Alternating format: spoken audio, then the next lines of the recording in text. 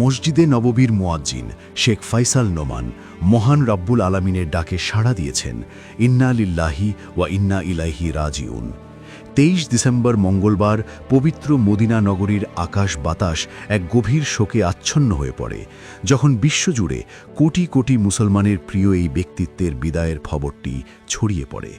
তার চলে যাওয়াতে শুধু সৌদি আরব নয়, গোটা মুসলিম উম্মাহ হৃদয়ে এক অপূরণীয় শূন্যতার সৃষ্টি হয়েছে। মঙ্গলবার ফজরের নামাজের পর যখন মসজিদে নববীর সুবিশাল চত্বরে লাখো মুসল্লি সমবেত হন, তখন পরিবেশ ছিল অন্যরকম এক নিস্তব্ধতায় ঘেরা। সেই চিরচেনা প্রাঙ্গণ, যেখানে শেখ ফাইসাল নোমানের কণ্ঠে ধ্বনিত হতো তাওহীদের অমীয় বাণী, আজ সেখানেই পালিত হল তার জানাজার নামাজ।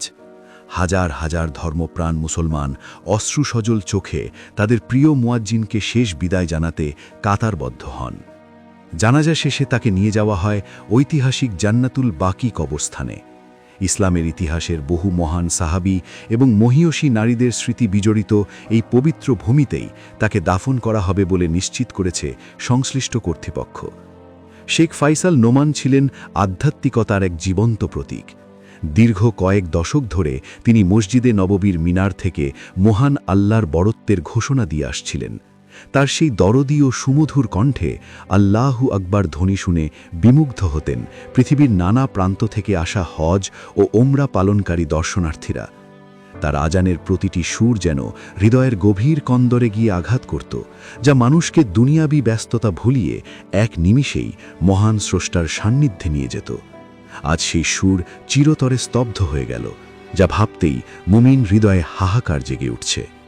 শেখ ফাইসাল নোমান আজীবন ইসলামের সেবায় নিজেকে বিলিয়ে দিয়েছিলেন।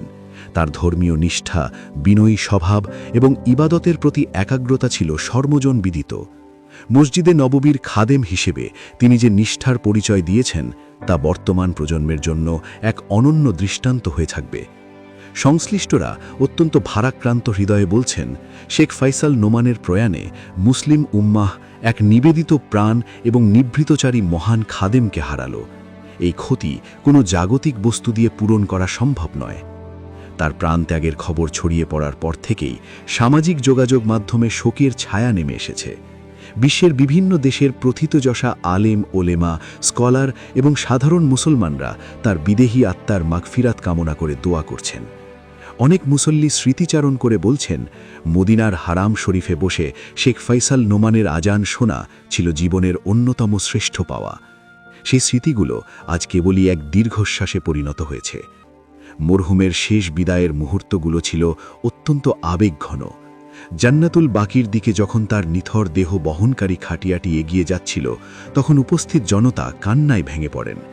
যে মদিনাকে তিনি ভালোবেসেছিলেন, যে নবী সাল্লাল্লাহু আলাইহি ওয়াসাল্লামের রাউজা মুবারকের সান্নিধ্যে তিনি বছরের পর বছর কাটিয়েছেন, আজ সেই পবিত্র মাটির বুকেই তিনি চিরনিদ্রায় শায়িত হতে চলেছেন।